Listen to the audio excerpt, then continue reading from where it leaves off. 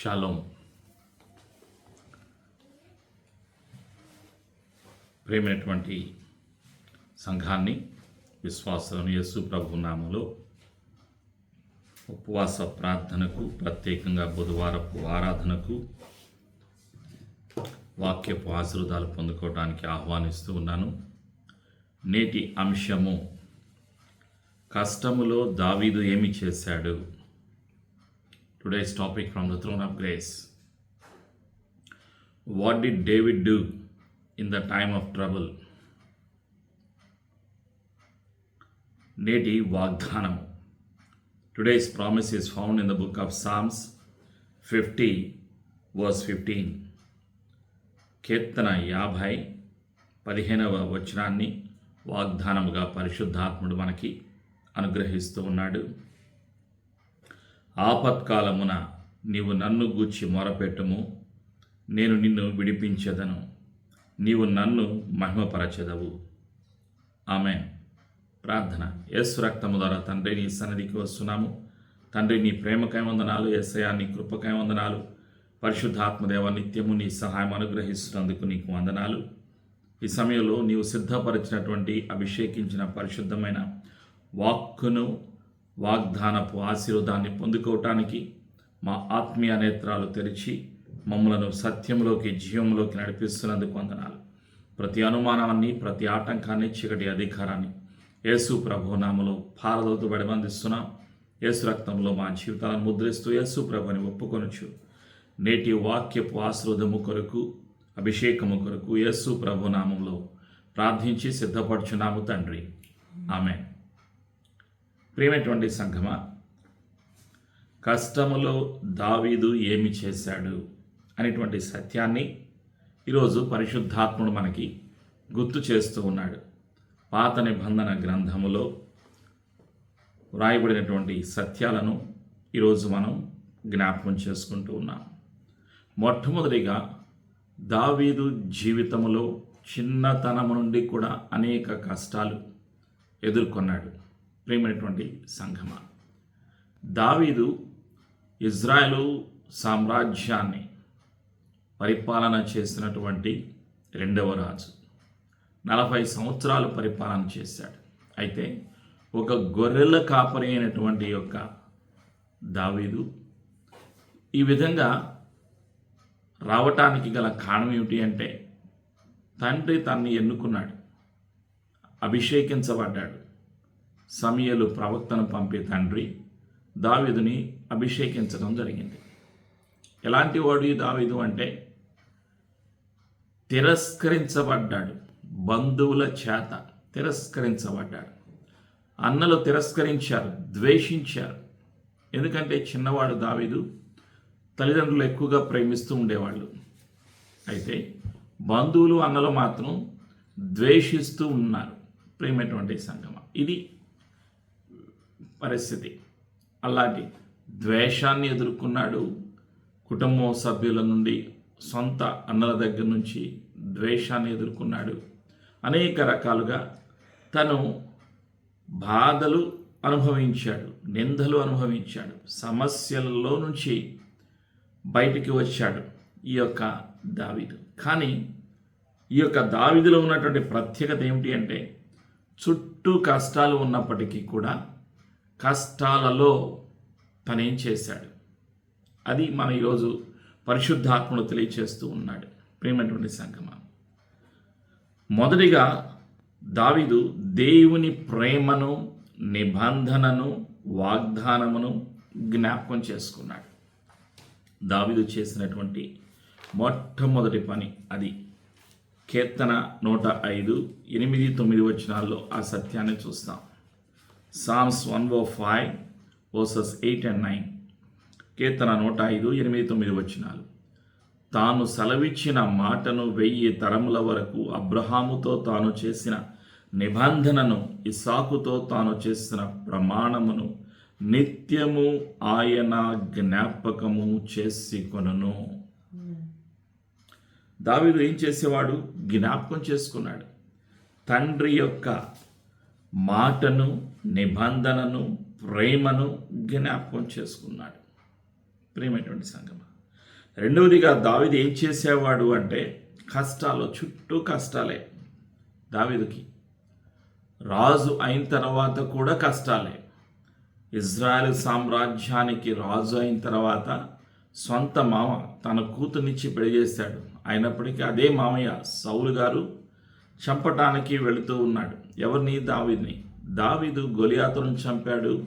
మంచి దేవుని అభిషేకము ద్వారా, దేవుని యొక్క జ్ఞానము ద్వారా ఇజ్రాయేలు జనాంగమును నడిపిస్తూ ఉన్నటువంటి దావీదు మీద కోపంతో, అసూయతో, ద్వేషముతో సౌలు మహారాజు దావీదును చంపడానికి అనేక రకాలుగా ప్రయత్నం చేశాడు.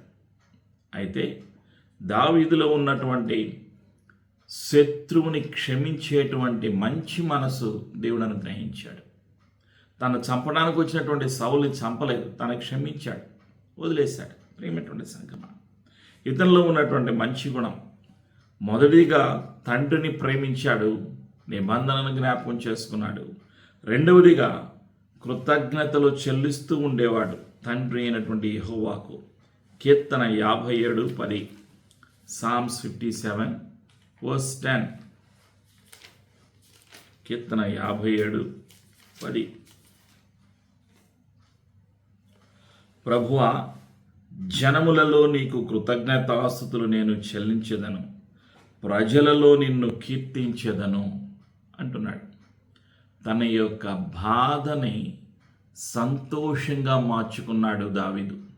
ఎంత బాధ ఉన్నా, చుట్టూ శత్రువులు ఉన్నా, శత్రువుల సైన్యం ఉన్నప్పటికీ కూడా నిస్సహాయతలో లేడు.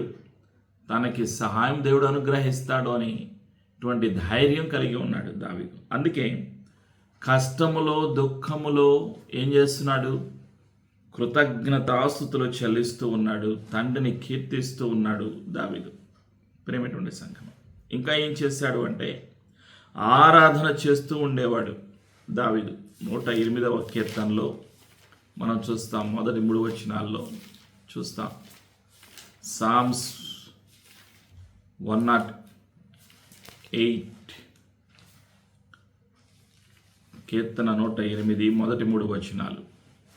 దేవా, నా హృదయము నిభ్రముగానున్నది, నేను పాడుచూ స్తుతిగానము చేసేదను. నా ఆత్మ పాడుచూ గానము చేయను. స్వరమండలమా, సితారా మేలుకొనుడి, నేను వేకువనే లేచెదను.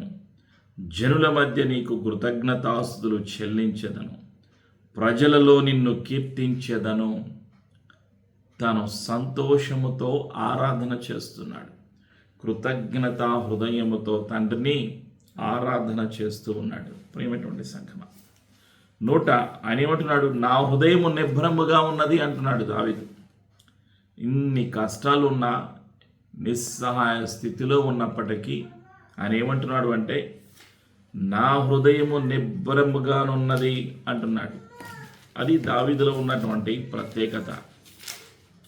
145వ కీర్తనలో కూడా అదే సత్యాన్ని తెలియచేస్తూ ఉన్నాడు పరిశుద్ధాత్ముడు. సామ్స్ 145:1-3. రాజవైన నా దేవా, నిన్ను ఘనపరచెదను, నీ నామమును నిత్యము సన్నుతించెదను. అనుదినము నేను నిన్ను స్తుతించెదను, నిత్యము నీ నామమును స్తుతించెదను. యెహోవా మహత్యము గలవాడు, ఆయన అధిక స్తోత్రము నందదగినవాడు, ఆయన మహత్యము గ్రహింప శక్యము కానిది. ఆలోచన చేయండి. ఇది దావీదులో ఉన్నటువంటి ఆరాధన, దావీదులో ఉన్నటువంటి కృతజ్ఞత హృదయము. ఘనపరుస్తూ ఉన్నాడు తండ్రిని.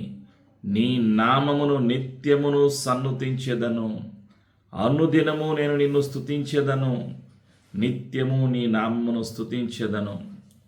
దేవుని యొక్క గొప్పతనాన్ని జ్ఞాపకం చేసుకుంటున్నాడు. నీవే అధిక స్తోత్రము నందదగినవాడు, ఆరాధనకు యోగ్యుడవు తండ్రి. నీ ఒక్కడివే పరిశుద్ధుడవు, నీ ఒక్కడివే మహత్కార్యాలు చేసేటువంటి దేవుడవు. నీ ఒక్కడికే స్తోత్రము, ఆరాధన చెల్లును అని తెలియచేస్తూ ఉన్నాడు. ప్రియమైనటువంటి సంఘమా, ఆయన ఆరాధన, ఆయన బాధ శ్రమలో కష్టములో ఆరాధన చేసినటువంటి వ్యక్తి. అందుకే దేవుడు ఏమని సెలవిస్తాడంటే, దావీదు నా హృదయానుసారుడు అంటాడు తండ్రి. ప్రియమైనటువంటి సంగమ, 4వ సత్యం ఏమిటి అంటే, దేవుని ఆలోచనను మార్గము మీద ఆధారపడేవాడు ఈ యొక్క దావీదు. David was depending on the plan of God and the direction of God. కీర్తన 18:32, సామ్స్ 18:32. తన సొంత ఆలోచన మీద ఆధారపడకుండా దేవుని యొక్క ఆలోచన మీద, దేవుని యొక్క మార్గాన్ని మీద ఆధారపడేవాడు ఈ యొక్క దావీదు. దేవుని ఆలోచన మీద ఆధారపడేవాడు. కీర్తన 18, ప్రియమైనటువంటి సంఘమ, 32లో ఆ సత్యాన్ని మనం చూస్తున్నాం. నాకు బలము ధరింపచేయువాడు ఆయనే, నన్ను యథార్థ మార్గమున నడిపించువాడు ఆయనే. అది దావీదులో ఉన్నటువంటి ధైర్యం. నన్ను యథార్థమైన మార్గంలోకి నా తండ్రి నడిపిస్తాడు అనేటువంటి ధైర్యం. ఆధారపడ్డాడు. ఎక్కడ ఎలాంటి పరిస్థితుల్లో, దారులు లేనటువంటి పరిస్థితుల్లో, అన్ని దారులు మూసివేయబడ్డాయి. బంధువులు పక్కన లేరు, సొంత వాళ్ళు పక్కన లేరు. ఇప్పుడు ఎవరున్నారు తనతో అంటే, దేవుని యొక్క సన్నిధి ఒక్కటే తనతో ఉన్నది, అభిషేకము ఒక్కటే తనతో ఉన్నది. తనతో ఉన్నటువంటి సన్నిధి పైన తన్ని పిలిచినటువంటి దేవుని మీద ఆధారపడుతున్నాడు. అందుకే ఆయన మాటలు ఆయన హృదయముతో కూడినటువంటి ఆరాధన. ప్రేమైనటువంటి సంగమ, 5వ సత్యం ఏంటంటే, ఈ స్పెండ్స్ టైమ్ ఇన్ ప్రేయర్. ఎప్పుడు ప్రార్థనలు చేస్తూ ఉండేవాడు ఈ యొక్క దావీదు. ప్రేమైనటువంటి సంగమ, తను ఎల్లప్పుడూ సమయం దొరికినప్పుడల్లా కూడా ప్రార్థనలోకి వెళ్ళిపోతూ ఉండేవాడు. కీర్తన 34:6, సామ్స్ 34:6. ఈ దీనుడు మొరపెట్టగా యెహోవా ఆలకించెను, అతని శ్రమలన్నిటిలో నుండి అతని రక్షించెను. ఇది తన యొక్క ప్రార్థన. 55లో కూడా అదే సత్యాన్ని మనం చూస్తాం. 55వ కీర్తనలో దావీదు ఏం చేస్తూ ఉండేవాడంటే, ప్రార్థన చేస్తూ ఉండేవాడు. 55, 16, 17, సామ్స్ 55, 16 and 17. అయితే నేను దేవునికి మొరపెట్టుకొందును, యెహోవా నన్ను రక్షించును. సాయంకాలమున, ఉదయమున, మధ్యాహ్నమున నేను ధ్యానించుచు మొరపెట్టుకొందును, ఆయన నా ప్రార్థన ఆలకించును. ఇది దావీదు ఎప్పుడూ ఉదయం, మధ్యాహ్నం, సాయంత్రం కూడా ప్రార్థన చేస్తూ ఉండేవాడు. ఆయన ప్రార్థనాపరుడు దావీదు. ప్రియమైనటువంటి సంఘమ, ఇంకా 6వ సత్యం ఏమిటి అంటే, నోటితో ఒప్పుకుని చెప్పేవాడు. He makes a positive confession. ప్రియమైనటువంటి సంఘమ, కీర్తన 18:39, కీర్తన 18:39, సామ్స్ 18:39. యుద్ధమునకు నీవు నన్ను బలము ధరింపచేసితివి, నా మీదికి లేచిన వారిని నా క్రింద అణచివేసితివి. ఆలోచించండి. తన నోటితో పలుకుతున్నాడు, వాగ్దానాన్ని పలుకుతున్నాడు, తన యొక్క విశ్వాసాన్ని తెలియచేస్తూ ఉన్నాడు, చెప్తున్నాడు, ధైర్యంగా చెప్తున్నాడు. ప్రియమైనటువంటి సంఘమ, కీర్తన 54:4లో కూడా మరొక సత్యాన్ని చూస్తాం. ఏమిటి దావీదులో ఉన్నటువంటి ఆశీర్వాదం వెనక ఉన్నటువంటి రహస్యాలు? దావీదు కష్టంలో కూడా ఎలాంటి పరిస్థితిని ఎదుర్కొన్నప్పటికీ కూడా కృంగిపోవటం లేదు. కీర్తన 54:4, సామ్స్ 54:4. ఇదిగో దేవుడే నాకు సహాయకుడు, ప్రభువే నా ప్రాణమును ఆదరించువాడు. ఆలోచించండి. దేవుడే నాకు సహాయం చేస్తారు అని ధైర్యంగా చెప్తున్నాడు, ఒప్పుకుంటున్నాడు, హృదయంలో విశ్వాసం ఉంచాడు, నోటితో చెబుతూ ఉన్నాడు. కీర్తన 144, సామ్స్ 144 వర్స్ 2, కీర్తన 144:2. ఆయన నాకు కృపానిధి, నా కోట, నా దుర్గము, నన్ను తప్పించువాడు, నా కేడెము, నేనాశ్రయించువాడు. ఆయన నా జనులను నాకు లోపరచువాడై ఉన్నాడు.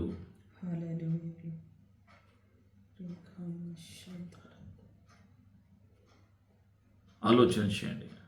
నాలో బలపరిచేటువంటి దేవుడు, నాకు లోపరిచేటువంటి దేవుడు, నా జనులను నాకు అనుగ్రహించేటువంటి దేవుడు, నాకు సహాయం చేసేటువంటి దేవుడు, నన్ను తప్పించేటువంటి దేవుడు, నా దుర్గము అని ధైర్యంతో చెప్తున్నాడు.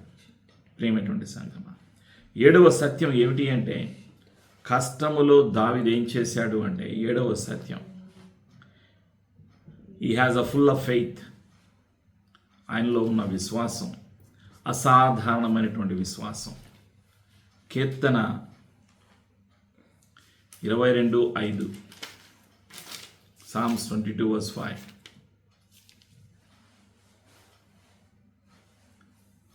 ఇది ఆయన యొక్క విశ్వాసం. Psalms 22:5, కీర్తన 22:5.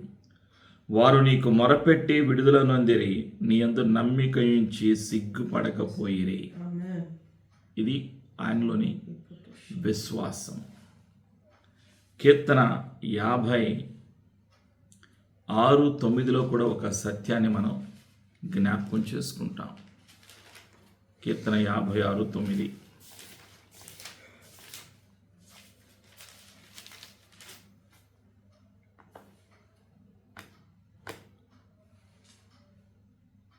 నేను మొరపెట్టు దినమున నా శత్రువులు వెనుకకు తిరుగుదురు, దేవుడు నా పక్షం ఉన్నాడని నాకు తెలియను. ప్రియమైనటువంటి సంగమా, కీర్తన 56:4 ఏమంటున్నాడు అంటే, దేవుని బట్టి నేను ఆయన వాక్యమును కీర్తించెదను, దేవుని యందు నమ్మిక ఉంచి ఉన్నాను, నేను భయపడను, శరీరధారులు నన్నేమీ చేయగలరు. ప్రియమైనటువంటి సంగమా, ఇది అతనిలో ఉన్నటువంటి ధైర్యము, అతనిలో ఉన్నటువంటి విశ్వాసము. అతను ఎలాంటి పరిస్థితిలో కూడా కష్టములో దుఃఖములో దిగులు పడలేదు, భయపడలేదు, ఆందోళన చెందలేదు, అనుమానించలేదు. ఇది దావీదులో ఉన్నటువంటి ప్రత్యేకత. కష్టములో తనయో కృంగిపోలేదు, దిగులు పడలేదు, నిందలు వేయలేదు. కుటుంబ సభ్యుల మీద కానీ, సౌలు రాజు మీద కానీ ఎవ్వరిని నిందించలేదు. వీళ్ళ వల్లే నాకు ఇలాంటి పరిస్థితి వచ్చింది అని ఎవరి మీద నెపములు, నేరములు, నిందలు వేయలేదు.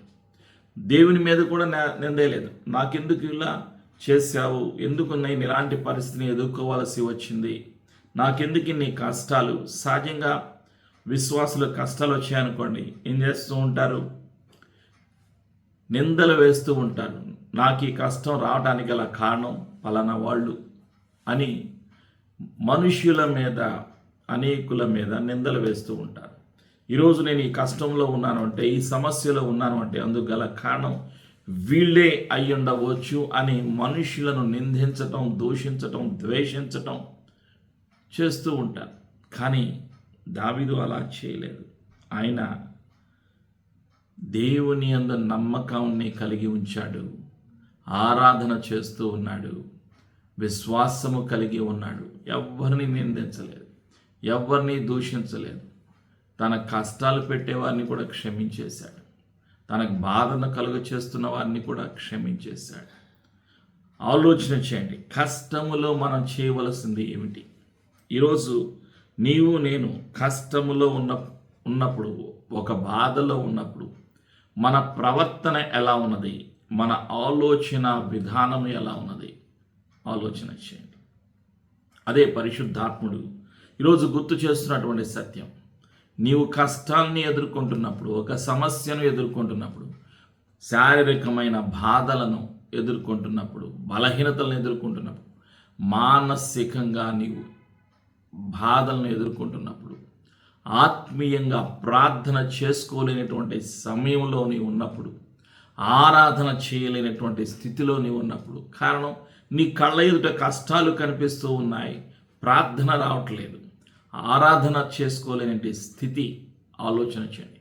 ఆత్మీయంగా దిగజారిపోయినటువంటి స్థితి, విశ్వాసములో ఎదగలేనటువంటి స్థితి, దేవుని మీద నమ్మకం ఉంచవలసినటువంటి నీవు నమ్మకాన్ని ఉంచకుండా నీవు దుఃఖాన్ని కలిగి ఉన్నటువంటి పరిస్థితి ఆలోచన చేయండి. అందుకే పరిశుద్ధాత్ముడు ఏం తెలియచేస్తున్నాడు అంటే, ప్రియమైనటువంటి సంఘమా, ఈరోజు నీ యొక్క ఆలోచన విధానం ఎలా ఉన్నది?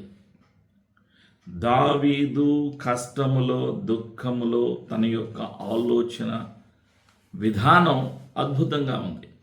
అందుకే తన యొక్క బాధను సంతోషంగా మార్చుకున్నాడు.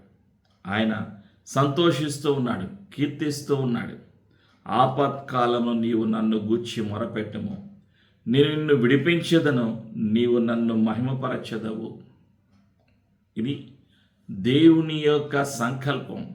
ఒక విశ్వాసి కష్టంలో ఉంటే దేవుడు తన యొక్క సన్నిధితో వచ్చి ఆ సమస్యకు పరిష్కారాన్ని ఇస్తారు. అంతేకాకుండా ఇంకా ఏం కలుగుతుంది?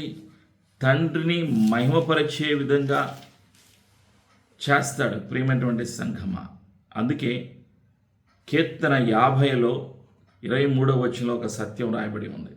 సామ్స్ 50:23, స్తుతి యాగము అర్పించువాడు నన్ను మహిమపరచుచున్నాడు, నేను వానికి దేవుని రక్షణ కనపరుచున్నట్లు వాడు మార్గము సిద్ధపరచుకొనును. ఆమేన్. ఆరాధన చేసినప్పుడు దేవుని యొక్క సన్నిధి చేత నింపబడతాం. విశ్వాసముతో ప్రార్థన చేసినప్పుడు మార్గాలు తెరవబడతాయి, పరిష్కారము ఇవ్వబడుతుంది. అందుకే ఏమంటాడంటే, దావీదు అనేక రకాలుగా తండ్రిని ఆరాధన చేస్తూ ఉన్నాడు. కీర్తన 52లో రాయబడినటువంటి సత్యం, ప్రియమైనటువంటి సంఘం, ఎప్పుడు కూడా ఆయన దేవుని సన్నిధికి వెళ్ళాలి అనేటువంటి ఆలోచనతో ఉండేవాడు. తన హృదయం ఎప్పుడూ కూడా కీర్తన 42, సామ్స్ 42:1-2, కీర్తన 42 మొదటి 2 వచనాలు. దుప్పి నీటి వాగుల కొరకు ఆశపడినట్లు దేవా, నీ కొరకు నా ప్రాణము ఆశపడుచున్నది, నా ప్రాణము దేవుని కొరకు తృష్ణగొనుచున్నది, జీవముగల దేవుని కొరకు తృష్ణగొనుచున్నది. దేవుని సన్నిధికి నేనెప్పుడు వచ్చేదను, ఆయన సన్నిధిని నేనెప్పుడు కనబడేదను. ఆలోచన చేయండి. ఇది ఆలోచన, ఆరాధన, దేవుని సన్నిధికి వెళ్ళాలి అనేటువంటి ఆలోచన, దేవునితో సంభాషణ చేయాలి అని, దేవుని సన్నిధిలో ఉండాలి అని ఎప్పుడు కోరుకుంటుండేవాడు. దేవుని యొక్క బిడ్డగా ఎప్పుడు కోరుకుంటుండేవాడు. ఆయన ఆరాధనలో ఆయన విశ్వాసాన్ని తెలియచేస్తూ ఉన్నాడు, తన యొక్క హృదయాన్ని కొమ్మరిస్తూ ఉన్నాడు దేవుని యొక్క సన్నిధిలో ఎప్పుడు కూడా. అందుకే తండ్రి తన గురించి ఏమంటాడంటే, దావీదు నా హృదయానుసారుడు అని చెప్తున్నాడు. ప్రియమైనటువంటి సంఘమా, ఈరోజు నీవు నేను కూడా గుర్తుపెట్టుకోవాలి, జ్ఞాపకం చేసుకోవాలి దావీదు కీర్తనలో ఉన్నటువంటి సత్యం. కీర్తన 23లో అద్భుతమైనటువంటి ఆశీర్వాదం ఉంది. ఆయన కీర్తన దేవునితో తన సంబంధాన్ని తెలియచేస్తుంది. యెహోవా నా కాపరి, నాకు లేమి కలుగదు, పచ్చిగల చోట్లను ఆయన నన్ను పరుండజేయుచున్నాడు, శాంతికరమైన జలముల యొద్ద నన్ను నడిపించుచున్నాడు, నా ప్రాణమునకు ఆయన సేదదీర్చుచున్నాడు, తన నామమును బట్టి నీతి మార్గములలో నన్ను నడిపించుచున్నాడు. గడాంధకారపు లోయలో నేను సంచరించినను ఈ అపాయమునకు భయపడను. నీవు నాకు తోడయుందువు, నీ దుడ్డు కర్రయు నీ దండమును నన్ను ఆదరించును. నా శత్రువుల ఎదుట నీవు నాకు భోజనము సిద్ధపరచుదువు. నూనెతో నా తల అంటియున్నావు, నా గిన్నె నిండి పొర్లుచున్నది. నేను బ్రతుకు దినములన్నీ కృపాక్షేమములే నా వెంట వచ్చును. చిరకాలము యెహోవా మందిరములో నేను నివాసము చేసేదను. తండ్రితో తన సంబంధం ఆలోచన చేయండి. తండ్రి కుమారుల యొక్క సంబంధం ఏ విధంగా ఉంటుందో చూడండి. ఆ సంబంధంలో తన సెలవిస్తూ ఉన్నాడు, తన కీర్తన ద్వారా తెలియచేస్తూ ఉన్నాడు. నీవే నా కాపరివి అంటున్నాడు. గొర్రెలను నడిపించేటువంటి కాపలాదారుడు కాపరి ఉంటాడు. సహజంగా మనం చూసినప్పుడు గొర్రెల కాపరి తను ఎటు వెళితే అటే వెళతాయి గొర్రెలన్నీ కూడా. ఆ గొర్రెలకి కావలసినంత కూడా చూస్తూ ఉంటాడు గొర్రెల కాపరి. అదే రీతిగా దావీదు ఏమంటున్నాడంటే, యెహోవా నా కాపరి, నాకు లేమి కలుగదు అంటున్నాడు. ఆయనలో ఉన్నటువంటి సంబంధం, దేవునితో ఉన్నటువంటి సంబంధం. ఇంకేమన్నాడు, ఏ అపాయమునకు నేను భయపడను అంటున్నాడు. గాఢాంధకారపు లోయములో నేను సంచరించినను ఏ అపాయమునకు భయపడను. నీవు నాకు తోడయుందువు, నీ దుడ్డు కర్రయు నీ దండము నన్ను ఆదరించును అంటున్నాడు. ఆలోచన చేయండి.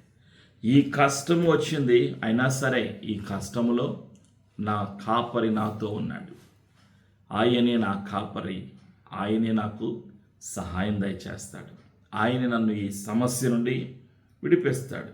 నాకు తోడై ఉన్నాడు నా తండ్రి. కాబట్టి నేను దిగులు పడను, నేను భయపడను. నేనెందుకు భయపడాలి? నేనెందుకు దిగులు పడాలి? నేనెందుకు ఆందోళన చెందాలి? నేనెందుకు కృంగిపోవాలి అనేటువంటి ఆలోచనలు, ఇలాంటి ఆలోచనలు సాధారణమైనటువంటి వ్యక్తులకి రావు. దావీదు అసాధారణమైనటువంటి వ్యక్తి, అభిషేకించబడినటువంటి వ్యక్తి, ప్రత్యేకించబడినటువంటి వ్యక్తి. అందుకే తన హృదయ ధ్యానము, ఆరాధన తండ్రి అంగీకరించాడు. దావీదు యొక్క ప్రార్థన తండ్రి అంగీకరించాడు. తండ్రి తన్ని ఎంతో ఇష్టపడ్డారు. అందుకే తండ్రి అన్నాడు, దావీదు నా హృదయానుసారుడు. ప్రియమైనటువంటి సంగమా, ఈరోజు దావీదు కష్టములో ఏమి చేశాడో అనేక సత్యాలు ఉన్నాయి. క్లుప్తంగా కొన్ని విషయాలను మనం జ్ఞాపకం చేసుకున్నాం. కాబట్టి మన జీవితంలో మనం ఎలాంటి పరిస్థితులు ఎదుర్కొన్నప్పటికీ ఆ పరిస్థితి మారిపోతుంది. కష్టములో మనం అనుకోవచ్చు మనతో ఎవరు లేరు అని, కానీ దేవుని సన్నిధి మనతోనే ఉంటుంది. దేవుడు మనల్ని విడిచిపెట్టరు. దేవుడు దావీదును వదిలిపెట్టలేదు. బంధువులు విడిచిపెట్టిన, శత్రువులు చుట్టూ ఉన్న దావీదును చంపటానికి ఎంతమంది ప్రయత్నం చేసినా తండ్రి దావీదును కాపాడారు. ఈరోజు మన చుట్టూ కూడా కష్టాలు ఉన్నాయి. ప్రస్తుతం యుద్ధం జరుగుతుంది. యుద్ధంలో ఏం జరుగుతుందో తెలియనటువంటి పరిస్థితి. ఆలోచన చేయండి. కానీ దేవుని సన్నిధి మనతో ఉంటుంది. ఎన్నుకోబడిన వారికి, విశ్వసించిన వారికి, పిలువబడిన వారికి, అభిషేకించబడిన వారికి ఎల్లప్పుడూ దేవుని యొక్క సన్నిధి ఉంటుంది. కాబట్టి ఆందోళన చెందకుండా, భయపడకుండా, విశ్వాసముతో, ప్రార్థనతో, ఆరాధనతో, వాక్యమునందు విశ్వాసముంచి, ప్రభువైన యేసునందు విశ్వాసముంచి మనము ఆరాధన చేస్తూ ముందుకు వెళ్ళాలని పరిశుద్ధాత్ముడు గుర్తు చేస్తూ ఉన్నారు. యేసయ్య కృప మనందరికీ సదా తోడైండును గాక. ఆమేన్. ప్రార్థన. తండ్రి, నీ ప్రేమ మా ఎడల నీవు చూపినందుకు నీకు వందనాలు. యేసయ్య, నీ కృప ద్వారా మాకు రక్షణ అనుగ్రహించావు, నీకు వందనాలు. పరిశుద్ధాత్మను పరిచయం చేసి పరిశుద్ధాత్మలోని శక్తిని, అభిషేకాన్ని మాకు అనుగ్రహించినందుకు నీకు వందనాలు. పరిశుద్ధాత్ముడా, నిత్యము మాలో నీ ఉంటున్నందుకు వందనాలు. తండ్రి, ప్రేమ చేత మమ్మల్ని నింపుచున్నందుకు వందనాలు. ప్రతి భయాన్ని, ఆందోళనను యేసు ప్రభు నామంలో తెంచివేస్తూ ఉన్నాం. యేసు రక్తంలో మా జీవితాలను ముద్రిస్తూ ఉన్నాం. దిగులు పడకుండా, భయపడకుండా నిత్యము నాతో నా యేసయ్య ఉన్నారు, నాలో నా యేసయ్య ఉన్నారు, నాలో పరిశుద్ధాత్ముడు నివసిస్తున్నారు అనే ధైర్యాన్ని అనుగ్రహిస్తున్నందుకు నీకు వందనాలు. విశ్వాసముతో పలకటానికి నేను భయపడను, నేను దిగులు పడను. దేవుడు నాకు పిరికితనం గల ఆత్మని ఇయ్యలేదు, శక్తి, ప్రేమ, ఇంద్రియ నిగ్రహము గల ఆత్మని అనుగ్రహించను.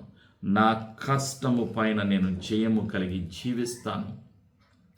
వీటన్నిటిలో అత్యధిక విజయము ప్రభువైన యేసుక్రీస్తు ద్వారా నేను కలిగి ఉంటాను. తండ్రికి మహిమను తీసుకునే వచ్చే రీతిగా నేను జీవిస్తాను అని ఒక తీర్మానం చేసుకుంటున్నాం. పరిశుద్ధాత్ముడా, నీవే సహాయము దయచేస్తున్నందుకు వందనాలు. యేసయ్యా, మా అపరాధములను, మా దోషములను నీవు సిలువలో కొట్టివేసినందుకు వందనాలు. నీవు మా కొరకు, మాకు బదులుగా సిలువలో మరణించి సమాధి చేయబడి తిరిగి లేచిన దేవుడవని, రక్షకుడు అని హృదయంలో విశ్వసిస్తూ నోటితో యేసు ప్రభు అని ఒప్పుకొనిచున్నాం. మేము విన్న సత్యాన్ని ఇతరులకు తెలియచేయటానికి, కష్టములో నేను ఒంటరిని కాదు, నాతో నా యేసయ్య ఉన్నారు, పరిశుద్ధాత్ముడు ఉన్నారు అని ధైర్యంగా చెప్పటానికి సహాయము దయచేస్తున్నందుకు వందనాలు. బంధకాలను యేసయ్య నామములో తెంచివేస్తూ, చీకటి అధికారాన్ని, ప్రణాళికను యేసయ్య నామములో తెంచివేస్తూ, ధైర్యాన్ని, జవాబును, ఆశీర్వాదాన్ని, అభిషేకాన్ని యేసు ప్రభు నామంలో ప్రార్థించి యేసు ప్రభు నామంలో పొందుకొనుచున్నాము తండ్రి. ఆమేన్. మన తండ్రి అయినటువంటి యెహోవా ప్రేమ, యేసు ప్రభుల వారి యొక్క కృప, పరిశుద్ధాత్మ అందలి అన్యోన్య సహవాసము తల్ల వచ్చిన మనకు, దగ్గర దూర ప్రాంతాల్లో ఉన్న రక్త సంబంధులకు, స్థానిక సార్వత్రిక సంఘమునకు కృపాక్షేమములు ఇప్పుడు ఎల్లప్పుడూ సదా తోడైండునుగాక. ఆమేన్.